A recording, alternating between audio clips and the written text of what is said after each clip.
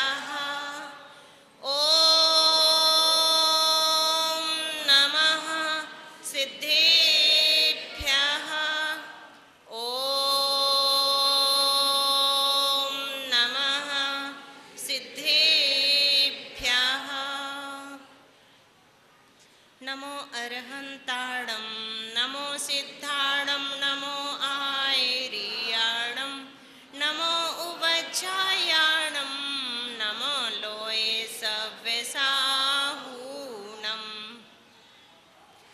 हे शांति संति अरहन्ति अनंति ज्ञाता, हे शुद्धे बुद्धे अविरुद्धे अबद्धि धाता, आचार्य वर्य उवझाय सुसाधु सिंधु, मैं बारी बारी तव पादुपयोच वंदू, मैं बारी बारी तव पादुपयोच वंदू।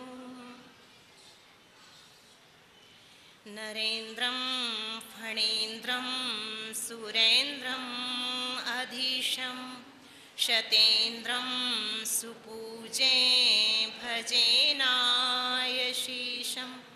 मुनीन्द्रं गणेन्द्रं नमो जोडिहातं, नमो देवदेवं सदा पार्श्वनाथं, नमो देवदेवं सदा पार्श्वनाथं।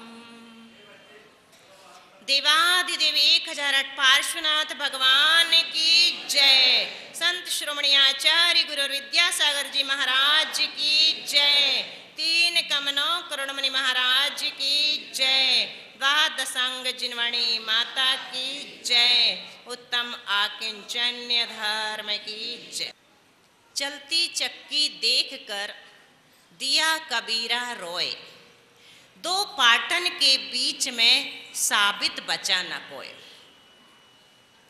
ये जन्म और मरण के चक्र में जो भी जीव आ जाता है वह उससे बच नहीं सकता। इसका बोध कबीर को जब हुआ तो उन्होंने पंक्तियां लिखी। चलती चक्की देखकर दिया कबीरा रोए, 2 पाटन के बीच में साबित बचा न कोई। कौन से पाठ हैं ये? जन्म और मरण के पाठ हैं। जो इनके बीच में आ जाता है, आओ जममुख बीच में, एक घड़ी मत बिसरो, करो नित आओ जममुख बीच में। लेकिन कबीर का एक बेटा था, कमाल उसका नाम था। वो कमाल का था, पिता से एक कदम आगे था। उसने कुछ आगे की बात लिख दी। कहता है, चलती चक्की देखकर दिया कमाल हंसाए, कीली से जो लग रहे उनकी पिसे बलाए। चलती चक्की देखकर दिया कमाल हंसाए। कमाल नहीं रोया, बल्कि वो हंसा कि देखो ये बच गए। कौन? जो अपनी आत्मा के निकट हैं, जो कीली के निकट हैं, उनको कोई भी नुकसान नहीं पहुंचा सकता। तो चक्की में जो कीली रहती है उसके चारों ओर थोड़े से गेहूं फंसे रह जाते हैं, वो नहीं पिस पाते। क्यों नहीं पिस पाते? क्योंकि उन्होंने अपने केंद्र को नहीं छोड़ा। हम केंद्र से बाहर चले जाते हैं तो निश्चित रूप से हमें पिसना पड़ता है। माँ ने शिशु को जन्म दिया। जन्म देते ही उसके कान में आवाज आई। शिशु के पिता का हार्ट फेल हो गया। सुनते ही वह बेहोश हो गई। एक तरफ खुशी की घड़ी और दूसरी तरफ शोक का समाचार। बेहोश हो गई वह। लोग उपचार करने लगे, पानी के छींटे और डॉक्टर जिस तरह से बन सकता था होश में लाने की कोशिश करने लगे, लेकिन उसे होश नहीं आया। उधर लोगों ने उसके पति के अंतिम संस्कार की तैयारियां की। उसे उसी हाल में छोड़कर कुछ लोगों के हवाले उसके पति का अंतिम संस्कार किया गया। प्रयास जारी थे, लेकिन उसे होश नहीं आया, कोमा में चली गई। क्या किया जाए? नन्ही सी बच्ची को दूध की बोतल थमा दी गई और उसके पालन पोषण का जिम्मा ले लिया गया। और किया क्या जा सकता था? दिन गुजरते गए, 6 महीने बीत गए कि अचानक बेटी के मुंह से पहली बार माँ शब्द निकला। माँ शब्द सुनते ही माँ को होश आ गया। उठ गई वह, उसकी आंखें खुल गई। उसने अपनी बच्ची को हृदय से लगा लिया और कहा कि मैं जीऊंगी, तेरे लिए जीऊंगी, मैं संसार को छोड़ करके नहीं भागूंगी। उठ गई, उसने अपनी बेटे की जिम्मेवारी संभाली। पति की छोड़ी हुई संपत्ति ज़्यादा दिन नहीं चली। उसने काम धंधा करके अपनी बेटी को स्कूल में दाखिल करा दिया। होनहार थी, सुंदर थी, विलक्षण थी, विलक्षण प्रतिभा से संपन्न थी। आगे बढ़ने लगी और आगे की क्लासेस में जाकर के छात्रवृत्ति लेने लगी, स्कॉलरशिप। एक दिन अचानक जब वह घर लौट कर के आई तो देखती है घर पर भीड़ जमा है। क्या हो गया? लोगों ने कहा कि तुम्हारी माँ तुम्हें छोड़ करके हमेशा के लिए चली गई। उसकी आंखों के सामने अंधेरा छा गया। अब मेरा क्या होगा? रोने लगी वह फूट फूट करके। 10-12 साल की लड़की। लोगों ने हमदर्दी जताई, सहारा बने, कहा कि चिंता मत करो, हम तुम्हारे लिए जो बन सकेगा करेंगे। और एक लड़की थी, 2-4 लोगों ने मिलकर के उसका जिम्मा ले लिया। उसकी पढ़ाई उसके स्कॉलरशिप के बल पे चल ही जाती थी।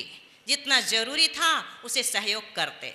बढ़ती गई, पढ़ती गई, हर क्लास में फर्स्ट क्लास फर्स्ट पास होती, स्कॉलरशिप बढ़ती गई और वह कॉलेज तक की पढ़ाइयाँ पूर्ण करके पढ़ाई से फ्री हो गई। अब लोगों ने सोचा कि सुंदर है, विलक्षण है और हमारी जिम्मेवारी है, तो क्यों ना एक योग्य वर ढूंढ करके हम लोग इसकी शादी और कर दें, तो हमने जो जिम्मा लिया था उससे मुक्त हो जाएंगे, ये अपने घर जा कर के सुखी हो जाएगी। और लोगों के प्रयास से एक उत्तम वर उसे मिल गया। शादी हुई, विदाई की तैयारियां होने लगी और खबर मिली कि जिस समय दूल्हे राजा जनवासे से यहाँ तक विदाई करवाने के लिए आ रहे थे कि एक गाड़ी ने उन्हें टक्कर मार दी। स्पॉट पर ही उनका एक्सीडेंट हो गया और वो चल बसे। अब चक्कर खा करके गिर गई वह। पानी के छींटों से उसे होश आ गया, लेकिन हमेशा के लिए। उसने सोचा कि मैं व्यर्थ ही इस संसार के चक्र में पड़ने वाली थी।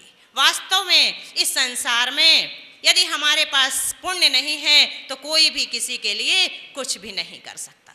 अब तो मेरे पास एकमात्र शरण जिनेंद्र देव ही हैं। ये लोग कब तक सहारा देंगे? जितना दे सकते थे दे लिया, इन्होंने किया। अब जिसके सहारे में सारी जिंदगी बिताने वाली थी वो भी आज हमेशा हमेशा के लिए छोड़ करके चला गया। अब किस पर भरोसा करूं कि कोई मेरा हो सकता है? एकमात्र भगवान के। और उसने अपना 16 श्रृंगार उतारा, सफेद साड़ी धारण की और मंदिर में जाकर के आजीवन ब्रह्मचर्य व्रत धारण कर लिया। कुछ दिनों के बाद संघ में जाकर के साधना करने लगी, आरिकाओं के पास रह करके साधना करने लगी और एक दिन आरिका के व्रत धारण कर लिए। उसने नहीं छोड़ा, छुड़ा दिया गया। कुछ लोग छोड़ते हैं और कुछ लोगों का छूट जाता है। जब हम छोड़ते हैं तो हमारे अंदर अभिमान आ सकता है, हमें लगता है कि हमने छोड़ा, लेकिन जब हमसे छूट जाता है तो अभिमान नहीं आता। हम क्या छोड़ेंगे जो हमारा है ही नहीं? वो हम कैसे छोड़ सकते हैं? यदि हमारा कुछ हो तो हम छोड़ें। यदि हमें छोड़ना ही है तो दुर्गुणों को छोड़ें, अवगुणों को छोड़ें। जो हम जन्म से लेकर के आए हैं, 8 साल तक हमें सम्यक दर्शन की प्राप्ति की योग्यता भी नहीं रहती। 8 साल के हो जाते हैं हम, 9 साल के हो गए, 9 अवगुण तो हैं लेकिन गुण नाम की चीज नहीं होती। तो उन अवगुणों को हम कैसे कम करें और गुणों को कैसे अपनी उम्र के बढ़ते बढ़ते, हमारी उम्र जैसे जैसे बढ़े हमारे गुण भी बढ़ते चले जाएं, तब जानिए कि हमारा जीवन सार्थकता की ओर बढ़ रहा है। 9 साल की उम्र में मानिए, सपोज कल्पना करिए कि हमारे पास एक भी गुण नहीं है, 9 दुर्गुण हैं। अब हम 18 के हो गए, 9 दूनी 18, तो हमारे पास एक गुण आया और 8 अवगुण बचे, 8 और 1 9। फिर हम तिगुने हो गए, 9 तिया 27, तो हमारे पास 2 गुण आए और अवगुण 7 बचे। फिर हम 36 के हो गए, 9 चौके 36, तो हमारे अवगुण 6 बचना चाहिए और हमारे गुण 3 हो जाना चाहिए। 9 पंचे 45, 45 साल के होते होते हमारे अवगुणों में और घटोत्तरी होना चाहिए, 5 बचें और गुण 4 हो जाएं। 9 छिंग 54, 54 साल के जब हों तो उल्टा हो जाए, गुण 5 हो जाएं और अवगुण 4 हो जाएं, घटना शुरू हो जाए। क्योंकि 54 साल की उम्र बहुत कहलाती है। लोग घमंड से कहने लगते हैं कि बाल धूप में सफेद नहीं किए हैं, मतलब इतना तो अनुभव आ गया है कि अब दोष मुझ में घट गए हैं और गुण बढ़ गए हैं। अब उनके पास एक कहने का दम आ गया है। 9 7 63, जब हम 63 साल के हों तो हमारे गुणों की संख्या 6 हो जानी चाहिए और अवगुण 3 बचना चाहिए। 9 8 72, जब हमारी उम्र 72 साल की हो तो हमारे गुण 7 हो जाएं और अवगुण सिर्फ 2 बचें। 9 नाम 81, यदि हम 81 साल के होते हैं, जरूरी नहीं कि हों, तो उस समय हमारे गुण 8 हो जाने चाहिए और अवगुण सिर्फ 1 बचना चाहिए। और यदि 90 साल के होते हैं तो पूरे गुण हमारे अंदर आ जाएं, सब छूट जाएं। मान लीजिए 4 कसाय हैं, 2 राग द्वेष हैं, तो चारों कसायों को छोड़ें, राग द्वेष को छोड़ें, 3 रत्नत्रय को धारण करें, 9 हो गए ना। तो आखिरी समय में 90 साल की उम्र में पिच्छी के साथ हमारा यदि मरण होता है तो समझ लीजिए कि पूरे 9 गुण हमने अपने जीवन में अर्जित कर लिए और हमारा जीवन सार्थक करके हम जा रहे हैं। हमें पछताना न पड़े, हमारा अंत भला हो, कम से कम इतनी तो हम भावना भाएं, क्योंकि अंत भला तो सब भला। तो 60 साल मान लो हमें मिले हैं, एवरेज आजकल इतना मान के चलते हैं। मान लीजिए हमें 60 साल मिले हैं, तो जिसमें से 20 साल तो हमारे सोने में गुजर जाते हैं, क्योंकि 8 तिया 24, 8 का यदि हम डिवाइड करते हैं तो 8 घंटे तो सोने के लिए निर्धारित किए गए हैं। भले ही हमारी नींद ना लगे, नींद की टैबलेट खाना पड़े, लेकिन हम सोने की कोशिश तो करते हैं कि 8 घंटे सोएंगे। तो 60 सालों में से 20 साल तो हमारे सोने में गुजर जाते हैं। बचे कितने? 40 सालों में से 20 साल जो हैं वो रोजी रोटी में निकल जाते हैं, दुकान से घर, घर से दुकान। अब कितना बचा? सिर्फ 20 साल का समय हमारे पास बचा है। उसमें हम क्या करते हैं? कुछ लोग ताश खेल लेते हैं, कुछ लोग कैरम खेल लेते हैं, कुछ लोग वीडियो गेम खेल लेते हैं और कुछ लोग होटल में एंजॉय कर लेते हैं और कभी कभी बैठ के गप्पे मारते हैं और उनसे पूछते हैं भैया क्या कर रहे हो, तो कहते हैं गपशप करके टाइम पास कर रहे हैं। कितना टाइम बचा है? बहुमूल्य जो समय था, एक क्षण यदि निकल जाता है तो दोबारा लौट करके नहीं आता। उस टाइम में से जो थोड़ा सा समय हमारे हाथ में था उसको भी हम क्या कहते हैं, पास कर रहे हैं। यदि हमें टाइम पास करना पड़े तो बताइए कि हमने अपनी जिंदगी में क्या किया? कुछ भी नहीं किया। कितनी है हमारे शरीर की क्षमता? देखते ही देखते समाप्त हो जाने वाला है। क्षण भंगुर जीवन की कलिका, जाने प्रात समय में खिली न खिली। मंदराचल की शुचि निर्मल मंद सुगंध समीर मिली न मिली। कलिकाल कुठार लिए फिरता, तन नर्म है चोट झिली न झिली। प्रभु नाम सुमर ले ओ रसना, जाने अंत समय तो हिली न हिली। हम कहते हैं कि अंत समय में भगवान का नाम ले लेंगे, लेकिन क्या आप गारंटी दे सकते हैं कि लेंगे? प्रॉमिस कर सकते हैं कि भगवान का नाम आप लेंगे? यदि प्रॉमिस कर सकते हैं तो आपको छूट है। अंत समय में क्या पता पैरालिसिस हो जाए, हाथ पैर भी ना हिलें। समय रहते तो हम कुछ नहीं करते हैं, दान के भाव भी नहीं करते हैं, तो अंत समय में ऐसे नोटों की गड्डियां हाथ में रख के ऐसे उठा के दिलवाना पड़ती। जब समय था तब तो हमारे भाव नहीं हुए देने के, मांगने पर नहीं दिया। बिन मांगे दे दूध बराबर, मांगे दे सो पानी, वह देना है खून बराबर, जामे खींचा ताने। तो मांगने पर भी हमारा जो परिग्रह था वो हमसे नहीं छूटा। अब अंत समय में क्या छूटेगा? अंत समय में तो मोह और प्रगाढ़ हो जाता है। तो समय का कोई भरोसा नहीं, क्षण भंगुर है ये जीवन। आकाश से कभी ये मत पूछना कि कल धूप थी आज बदली क्यों है। वृक्ष से कभी ये मत पूछना कि कल बसंत था आज पतझड़ क्यों है। शरीर से कभी ये मत पूछना कि कल जवानी थी आज बुढ़ापा क्यों है। काल से कभी ये मत पूछना कि कल अनुकूल था आज प्रतिकूल क्यों है। तो इन प्रश्नों का कोई जवाब हमारे पास नहीं है। हम अपने शरीर की क्षमता को समझें और कुछ ना कुछ करें। शरीर में बिल्कुल थोड़ी सी क्षमता है, 14-15 डिग्री, 98 डिग्री में तो हम ठीक ठाक रहते हैं, लेकिन 98.5 से यदि 7-8 डिग्री ऊपर चला गया तो जल करके भस्म होने लगेंगे, तप जाएंगे, बड़बड़ाने लगेंगे। 7-8 डिग्री का बुखार कम होता है क्या? चल बसते हैं लोग। और नीचे घट जाए तो 4-5 डिग्री नीचे घट जाए तो ठंडे पड़ जाएंगे। तो कितना सा है बल हमारे पास? 10-15 डिग्री का बल हमारे पास है। हिरोशिमा नागासाकी में एक अणुबम गिरा और 5 मिनट में लाखों लोग राख हो गए। कुछ भी नहीं है तेरा, 2 पग जमी है तेरी, मिल जाए वो भी तुझको यह भी नहीं जरूरी। किसको मिली 2 पग जमीन? अणुबम से उनका शरीर भस्म हो गया, 2 पग जमीन भी उनको मिल नहीं पाई। सब हमारे जैसे थे, योजनाएं बनाने में लगे थे खट्टी मीठी। कोई बच्चे स्कूल की तैयारी में थे, किसी के घर शादियों की तैयारियां हो रही थी, किसी के घर जन्म हुआ था, लेकिन 5 मिनट के अंदर सब छूट गया। छुड़ाया नहीं गया, उनको किसी ने अकिंचन नहीं बनाया, अपने आप वो अकिंचन बन गए। सब कुछ शरीर तक छोड़ करके चले गए। न किंचित इति अकिंचन, न किंचन इति अकिंचन। जहां कुछ भी नहीं बचता वो क्या कहलाता है? अकिंचन कहलाता है, कुछ भी शेष नहीं।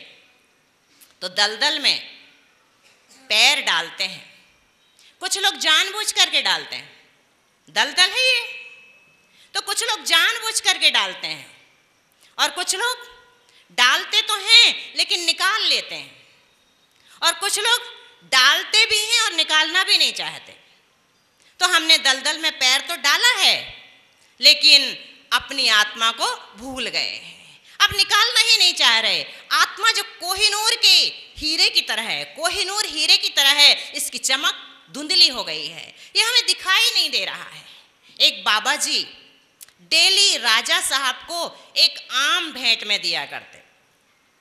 शुरू दिन तो राजा साहब को अच्छा लगा, दूसरे दिन भी थोड़ा ठीक लगा, लेकिन रोज रोज यदि हमें कोई ला करके, और राजा जैसे व्यक्ति के लिए आम की क्या वैल्यू, तो वो एक तरफ रखने लगे, मंत्री को पकड़ा देते। ज्यादातर मंत्री लोग बुद्धिमान हुआ करते हैं क्योंकि मंत्रणा देने में कुशल होते हैं। तो मंत्री की बुद्धिमत्ता थोड़ी काम कर गई, उसने उन आमों को फेंका नहीं बल्कि एक कमरा फिक्स कर दिया। रोज आम आते और वो कमरे में रखता जाता। एक दिन जब वो आम रखने के लिए गया तो देखता क्या है, एक आम के बाहर कुछ चमक रहा है, क्योंकि इतने दिनों में तो आम की हालत क्या हो जाएगी, हम समझ सकते हैं। सब बिखर गए थे, बहने लगे थे, कुछ सूख गए थे।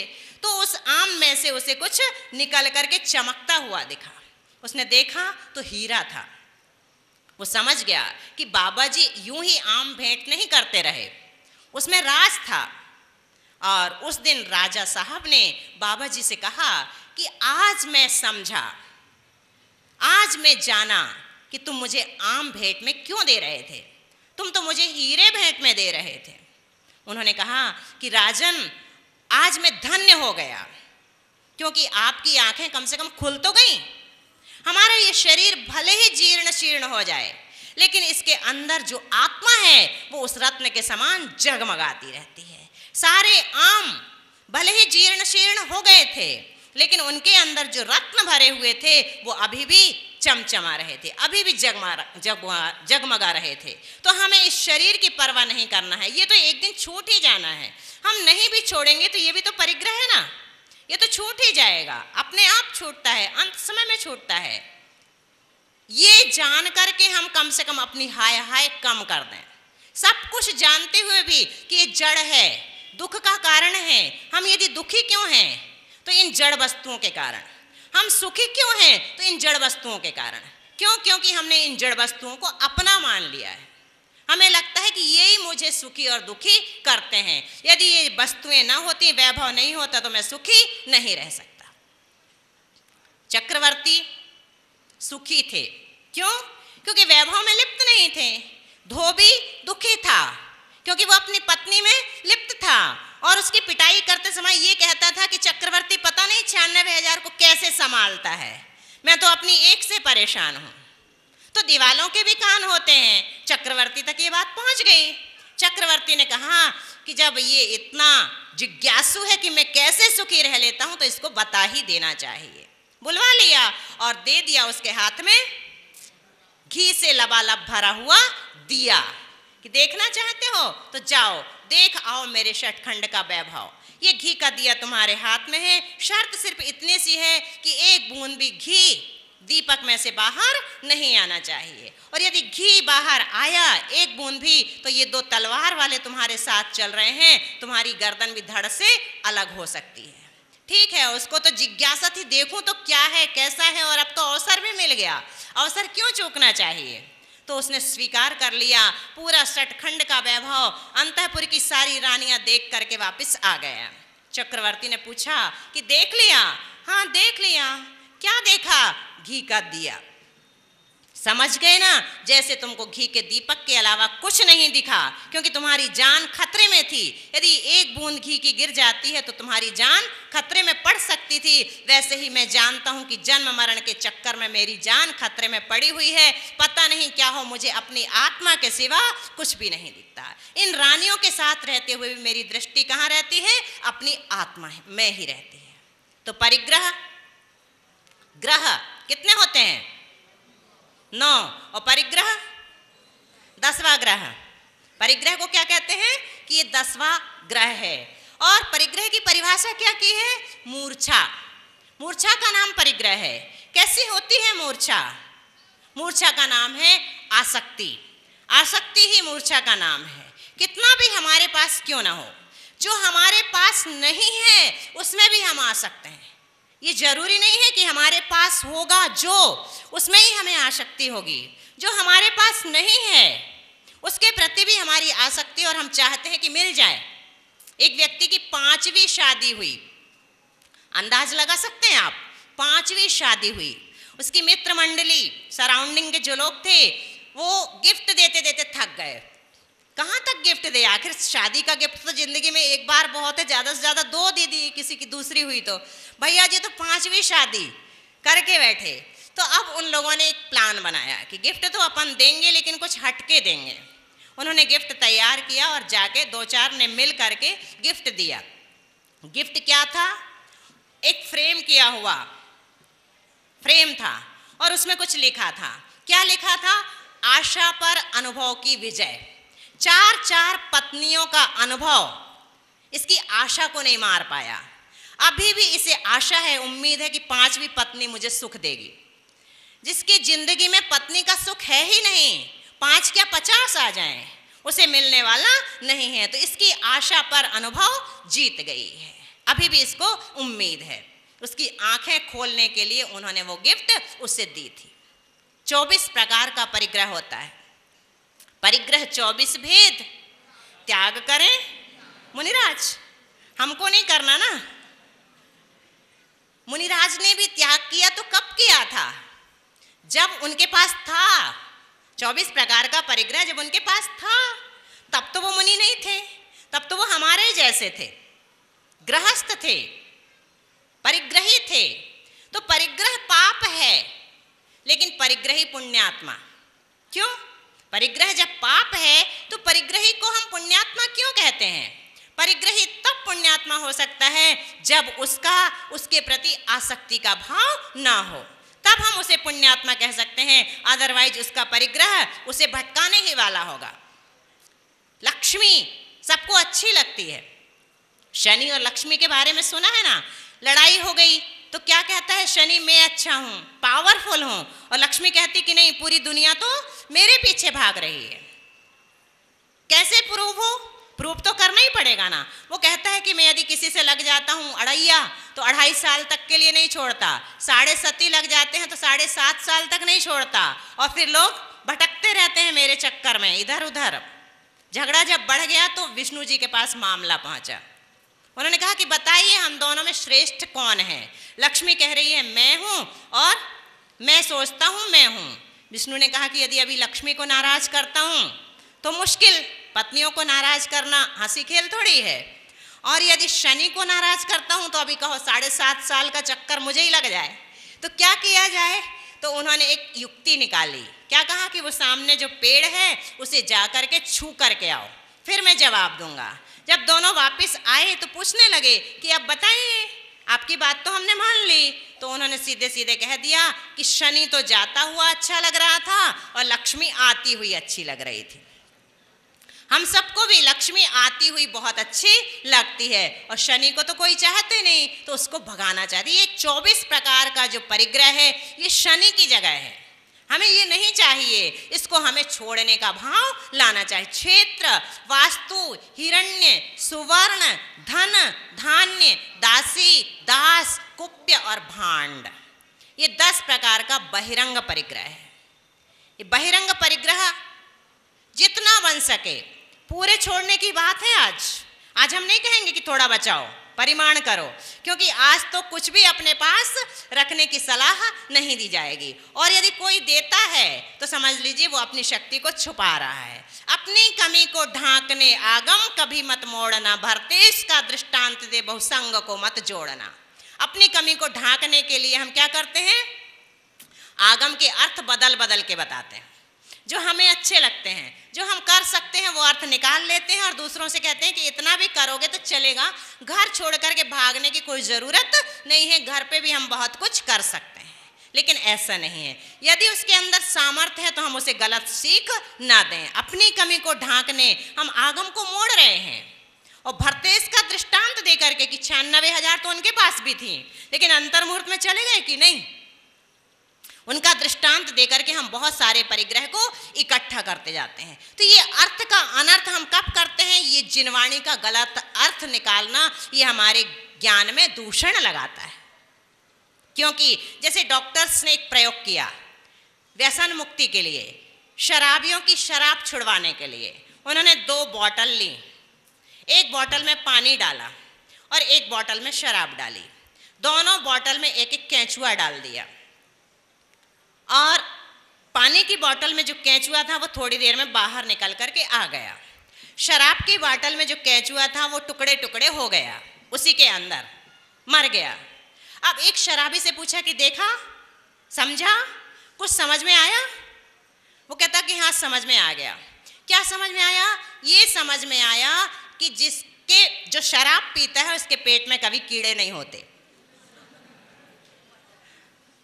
उसको समझाना क्या चाह रहे थे हम, और उसने अर्थ क्या निकाला? अपने हिसाब से पानी गिरने लगा, 4 लोग जा रहे थे तो भागने लगे, पानी गिरेगा, छत्ता पास में नहीं है तो जल्दी से भाग करके कहीं छुपेंगे ना। तो एक व्यक्ति देख रहा था, वो कहता है कि तुम लोग मूर्खता कर रहे हो, भगवान का अनादर कर रहे हो। ये रोड भी भगवान ने बनाई है, हमको भी भगवान ने बनाया, पानी भी भगवान गिरा रहा है, तुम क्यों भाग रहे हो? यदि भाग रहे हो तो भगवान की चीज का अनादर कर रहे हो। तो वो धीरे धीरे चलने लगे। बेचारे देहाती थे, गांव के लोग थे, मान गए। अब 4 दिन बाद देखते क्या है कि वही जो उन्हें समझा रहा था, पानी गिरा तो भागा।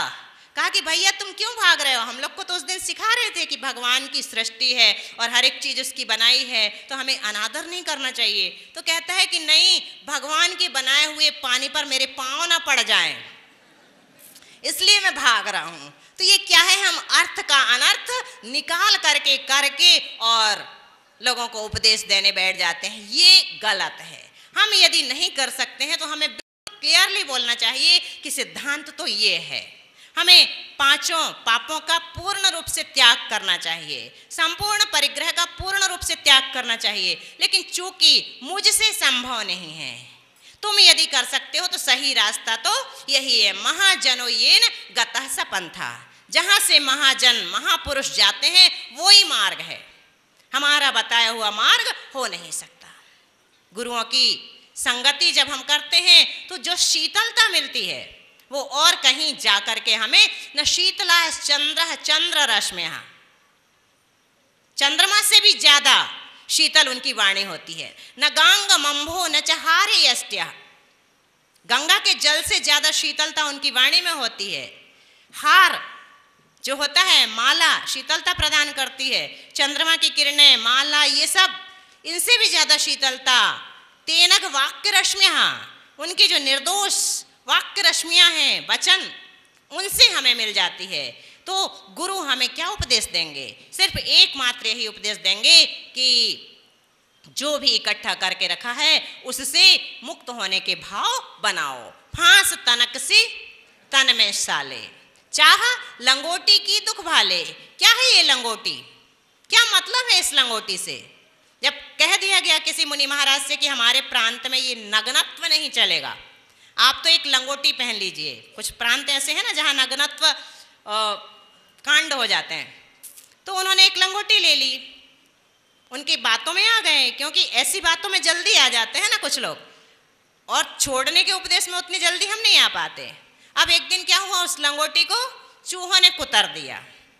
अब क्या करें, एक ठो तो लंगोटी थी अतिरिक्त वाली, चूहों ने कुतर दिया। यदि मैं लंगोटी पहनता हूँ और ये बार बार चूहों की समस्या आती है तो मैं कहाँ तक किसी के सामने हाथ पसारूंगा।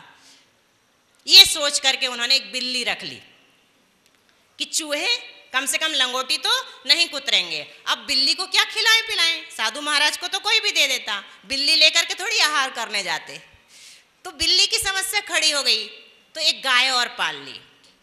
अब गाय बिल्ली को दूध पिलाने के लिए गाय ने क्या किया, जाकर के किसी का खेत चर लिया। उसने कांजी हाउस में तो बंद नहीं किया, बल्कि सीधे रिपोर्ट ही कर दी। अब जब रिपोर्ट हुई तो आ गए पुलिस वाले कि चलिए गिरफ्तार किया जाता है, आपकी रिपोर्ट हुई है, मामला दर्ज हो गया है। बात क्या है, आपकी गाय ने उनका खेत चर लिया है और उन्होंने आपकी रिपोर्ट की है, आपको चलना पड़ेगा। तो वो अंदर गए, एक लंगोट उठा लाए, दूसरी उतार के दोनों पकड़ा दिए कि इन्हें ले जाओ जेल। जितना भी झगड़ा फसाद खड़ा हुआ है तो इस लंगोट की वजह से, इसमें मेरा कोई दोष नहीं है। फांस तनक सी तन में साले, चाह लंगोटी की दुख भाले।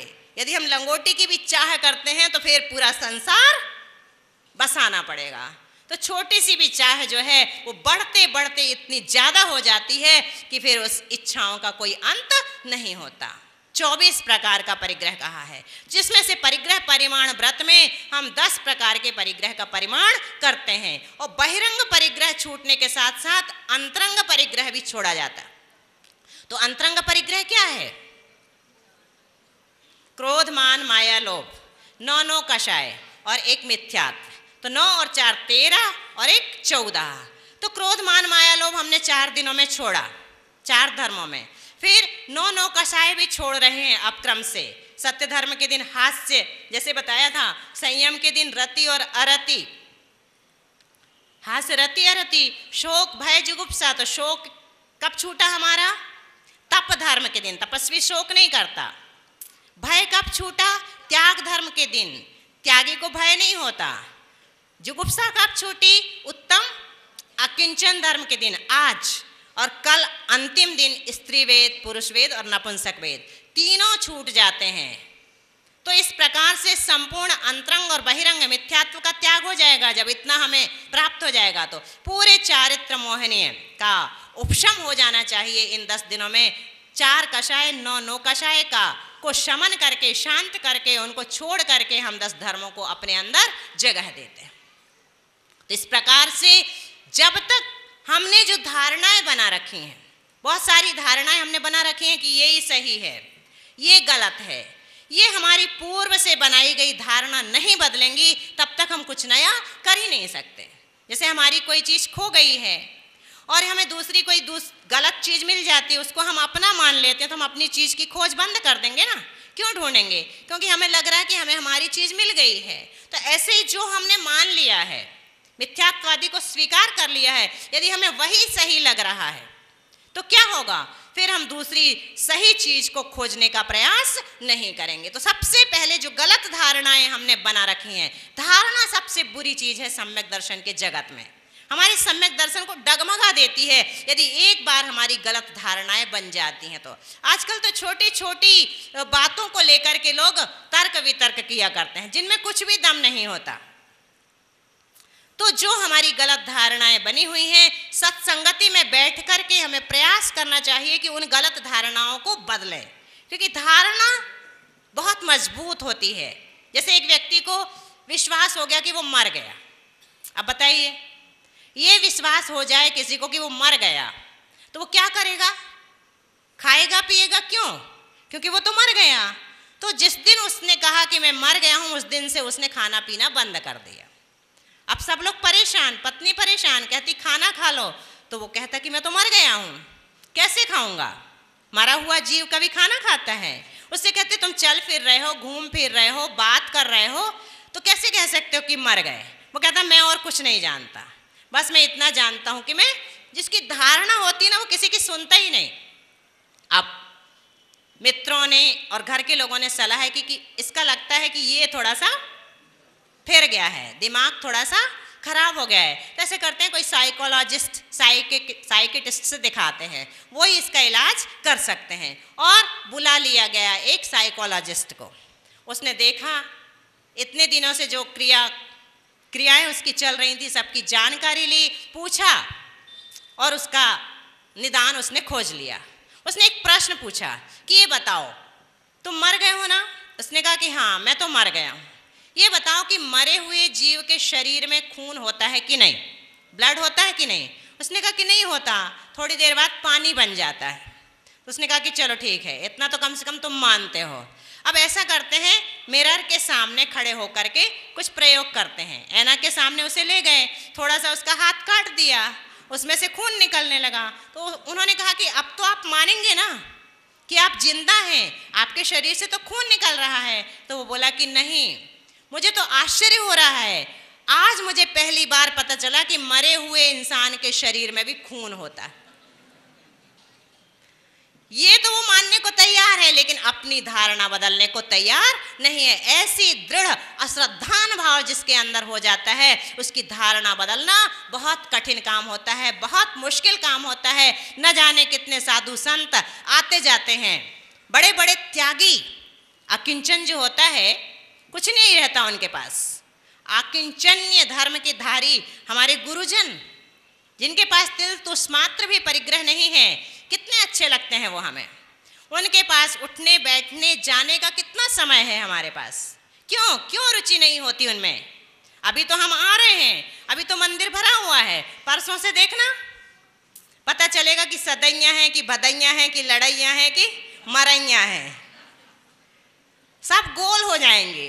क्यों रुचि नहीं है हमें? 10 दिन ही हमारी रुचि जागृत क्यों होती है? उनके पास जब हम बैठते हैं तब हमें पता चलता है कि उनकी शीतल किरणें कितनी अच्छी होती हैं। पहले दिन हमें वो अच्छे नहीं लगते, लेकिन जब हम उनके करीब जाते हैं, रोज रोज जाने लगते हैं, तो फिर ऐसा लगता है कि जाते ही रहो। एक अकिंचन महाव्रत के धारी हमसे कहते हैं, हम लोगों से कहते हैं, रफ्ता रफ्ता मैं तुम्हें अच्छा लगूंगा, अजनबी हूं आज कल अपना लगूंगा। मुझे अपनाने के लिए प्यास चाहिए, बहुत गहरी प्यास चाहिए, मुझे समझने के लिए प्यास जगाओ। रेत जितनी प्यास लेकर जब छुओगे, हूं तो सहरा पर तुम्हें दरिया लगूंगा। और एक एहसास चाहिए हमारे अंदर, हमें एहसास जगाना होगा कि वीतरागता के निकट जाने से हमें क्या महसूस हो। सल्तनत एहसास की तुमको मिली तो, सल्तनत एहसास की तुमको मिली तो मैं तुम्हें जागीर का हिस्सा लगूंगा। बंद करके आंख जब देखोगे मुझको, कल सुबह देखा हुआ सपना लगूंगा। और फिर भी हम यदि उनके पास नहीं जाते हैं और उनका बिहार हो जाता है तो वो कहेंगे, मुझको खोकर जिंदगी में जब मिलोगे, उस समय क्या पता मैं उस समय कैसा लगूंगा। मुझको खोकर जिंदगी में जब मिलोगे, क्या पता मैं उस समय कैसा लगूंगा। तो समय रहते यदि हमने नहीं अपने आप को झकझोरा तो अब पछताए होत का जब चिड़िया चुग गई खेत। आंख खुली तो देखा हमने खेत में रेत ही रेत। आगे दिन पीछे गए, हरि से किया न हेत। आगे के जो दिन आए वो चले गए, प्रभु से किया न हेत। अब पछताए होत का जब चिड़िया चुग गई खेत। जब आंख खुलती है तो हम देखते हैं कि वहां तो रेत के सिवा और कुछ भी नहीं है, दाने का नाम भी नहीं है। तो इस प्रकार से इन 10 प्रकार के परिग्रह का त्याग करके, 14 प्रकार के अंतरंग परिग्रह का भी त्याग करके पूर्णता नहीं हो जाती। लेकिन जैसे कि बताया था सुबह, सचित्त, अचित्त और सचित्ताचित्त 3 प्रकार के परिग्रह ऐसे होते हैं जो मुनियों के पास भी होते हैं। आचार्य कुंद देव ने कहा है, मुनियों का सचित्त परिग्रह क्या है?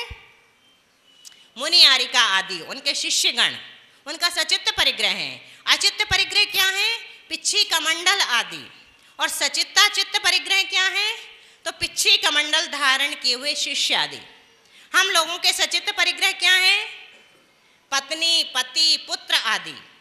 अचित्त परिग्रह क्या है? तो वस्त्राभूषण आदि। और सचित्ता चित्त परिग्रह क्या है? तो वस्त्र और आभूषण को धारे हुए हमारे पत्नी, पुत्र, पति आदि। तो इस प्रकार से 3 प्रकार के परिग्रह से और भी मुक्त होने की भावना भाना है, तब कहीं जाकर के पूरा अकिंचन्य धर्म में बदल जाएगा। हमारा ये जो अकिंचन है ये फीलिंग से जुड़ा है। हम कितना दूसरों के लिए छोड़ सकते हैं।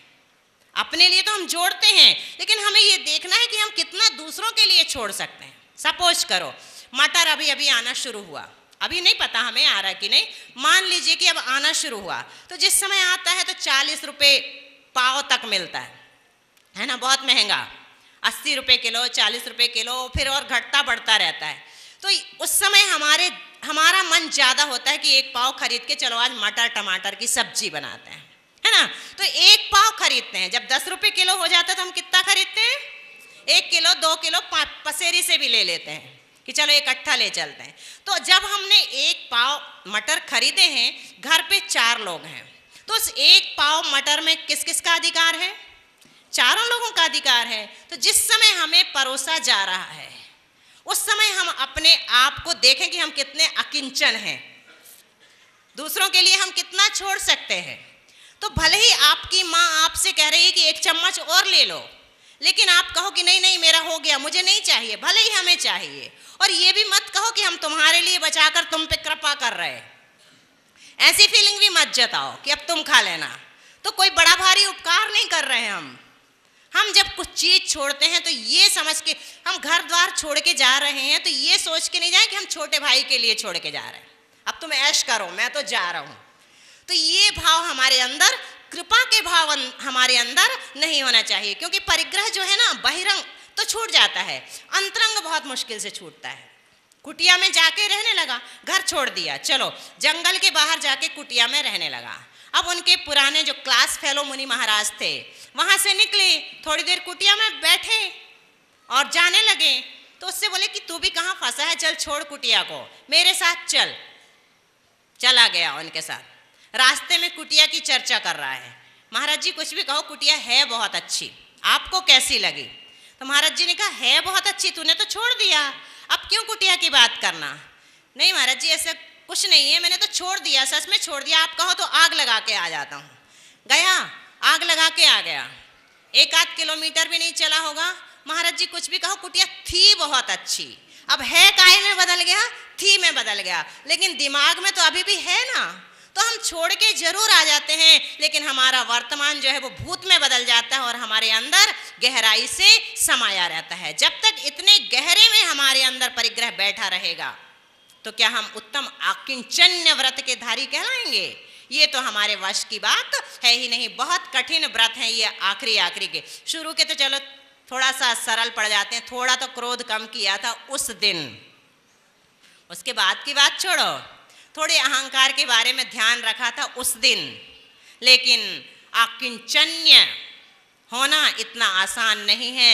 24 प्रकार का जो भी परिग्रह है सब छोड़ने की बात, तो जैसे एक गिलास पानी में पूरा एशिया समा जाता है, वैसे ही इस उत्तम आकिंचन्य धर्म में सारे धर्म समा जाते हैं। और ब्रह्मचर्य तो मंदिर के शिखर पर चढ़ाया गया कलश के समान है, जिसे हम कल धारण करेंगे और हमेशा के लिए करेंगे। एक दिन के लिए मत करना, एक दिन के लिए ब्रह्मचारी मत बनना, हमेशा के लिए ब्रह्मचर्य व्रत धारण करने के भाव लाना, नहीं तो पुष्प डाल के समान बन जाएं। छोड़ के तो आ गए थे, वारिशेन ने कितना समझाया, और कैसी थी पुष्प डाल की, कानी और कलूटी, उसको नहीं भूल पा रहे थे। और वारिशेन की कितनी थी, 32 रानियां, उनको और एक से एक सुंदरी, उनको छोड़ करके आए थे, फिर भी उनको किसी की याद नहीं आती। तो ये 12 साल तक अपनी कानी और कलूटी पत्नी में अटका रहा। तो ऐसा छोड़ना नहीं कहलाता, जब अंदर से छूटता है।